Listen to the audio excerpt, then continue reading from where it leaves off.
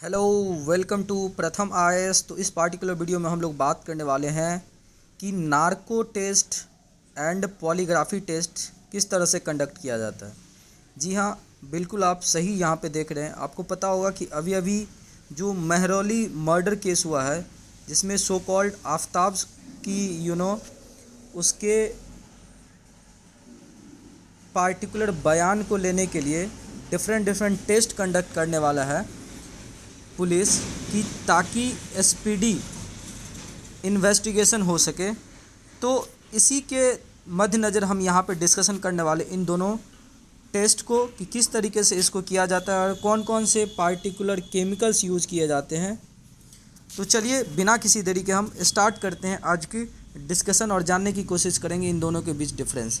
तो पहले जान लेते हैं कि होता क्या है ये चीज़ें। तो आप देख रहे हैं न्यूज़ में क्यों है, तो यहाँ आप देख सकते हैं कि what is the lie detector test and how accurate is under the backdrop of Mehrauli murder case. ठीक है, और ये जो है ना, जैसे मैं आपको यहाँ पे बता दूँ कि लाई डिटेक्टर कोई पॉलीग्राफी भी बोलते हैं और ये एक नॉन इन्वेसिव टेस्ट है। इसमें कोई मेडिसिन यूज नहीं होता है। ठीक है,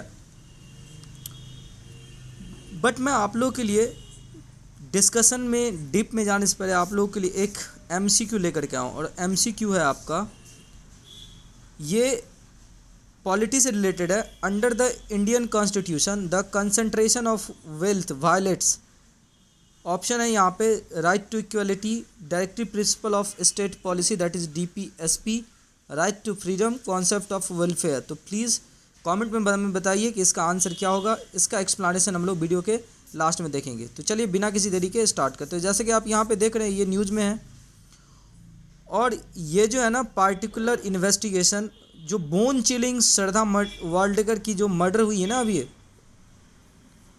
उनके सो कॉल्ड उनके मेट थे आफ्ताब, उसके कारण से। ठीक है, तो इसमें जो है ना कैपिटल की जो पुलिस है, दिल्ली की पुलिस है, वो बेसिकली कोशिश कर रहा है कि नार्को टेस्ट और पॉलीग्राफी जैसे लाइट डिटेक्टर टेस्ट करते हैं, उससे इस पार्टिकुलर इन्वेस्टिगेशन की गुत्थी को सुलझाना।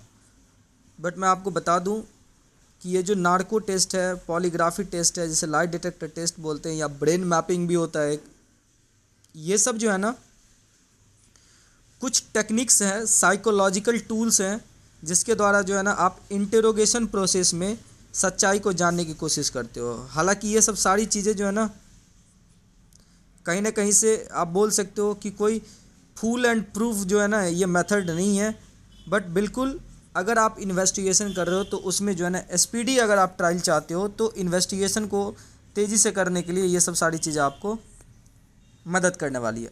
मैं आप लोगों से रिक्वेस्ट करूंगा कि अगर हमारी वीडियो आप लोगों को थोड़ी अच्छी लग रही है तो प्लीज़ हमारे चैनल को सब्सक्राइब कीजिए इफ़ यू आर एंजॉइंग। और टेलीग्राम में लिंक दी हुई है टेलीग्राम की डिस्क्रिप्शन में, प्लीज़ वहाँ से ज्वाइन हो जाइए।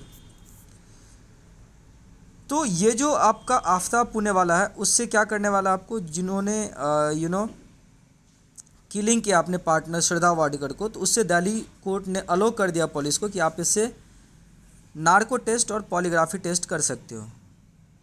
और ये कोई पहली बार नहीं है, समय समय पे जो है ना इस तरीके के टेस्ट हुआ करते। जैसे आपने देखा होगा कि जब फांसी दी जा रही थी निर्भया की मर्डर को, तो उस टाइम पे भी जो है ना पॉलीग्राफी टेस्ट किया जा रहा था कि, तो ये सब सारी चीज़ें जो है ना पुलिस समय समय पे अपनी इन्वेस्टिगेशन को बढ़ाने के लिए करती रहती है। अब सबसे इम्पॉर्टेंट ये है कि इसको किया कैसे जाता है। तो देखिए, जैसा आप देख रहे हो यहाँ पे कि ये एक तरीके का जो है ना लॉ इन्फोर्समेंट या गवर्नमेंट के द्वारा स्क्रीनिंग करने की एक मेथड होती है, जिसको मोस्टली कोर्ट जो है ना कोई फुल एंड प्रूफ नहीं मानता और इवन वो एक्सेप्ट भी नहीं करता एज एविडेंस। मैं आपको बता दूं, इंडियन कोर्ट भी एज एविडेंस इसको एक्सेप्ट नहीं करता है, लेकिन पुलिस अपने इन्वेस्टिगेशन को, ट्रायल्स को अच्छे से करने के लिए, सबूत को अच्छे से वेरीफाई करने के लिए वो करते हैं।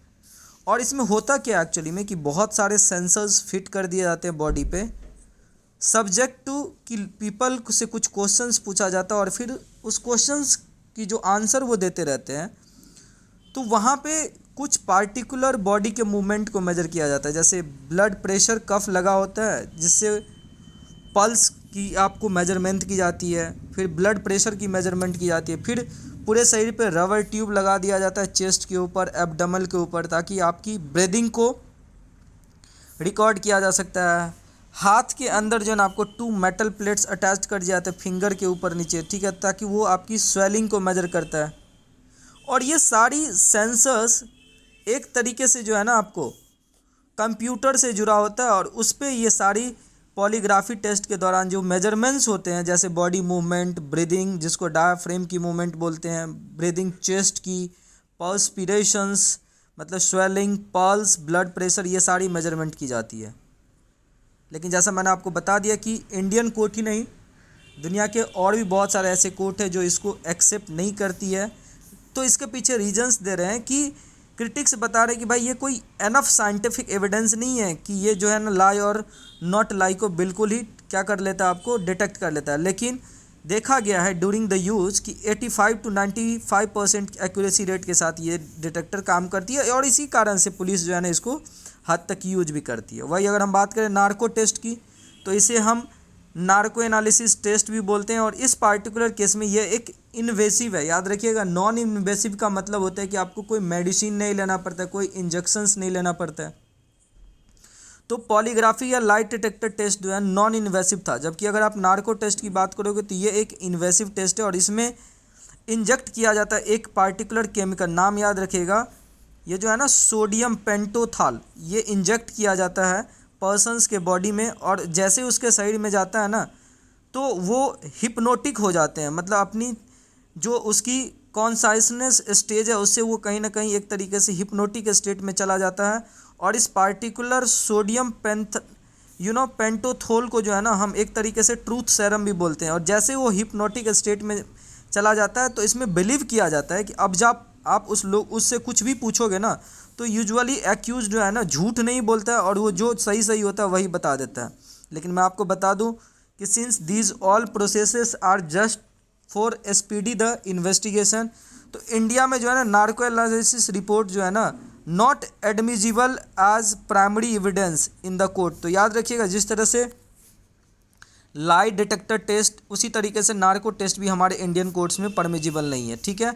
तो उम्मीद करते हैं कि आपको ये सेशन बहुत अच्छा लगा होगा। अब चलते हैं हम लोग अपने एमसीक्यू के एक्सप्लेनेशन की तरफ। तो देखिए, सबसे पहले तो मैं आपका इसका आंसर बता दूं कि जो कंसंट्रेशन ऑफ वेल्थ है ये वायलेट्स करता है हमारे डीपीएसपी को, directive principle of state policy. और आप यहाँ पे बिल्कुल एक्सप्लेनेशन देख सकते हैं कि state shall in particular direct it's policy towards securing ownership and control of the material resource of the community are so distributed as best to serve the common good, or operation of the economic system does not result in the concentration of the wealth and mean of production to the common detriment। ठीक है, तो उम्मीद करते हैं कि session बहुत अच्छा लगा, और अच्छा लग रहा है तो प्लीज़ हमारे चैनल को सब्सक्राइब कीजिए और दोस्तों को रिकमेंड कीजिए।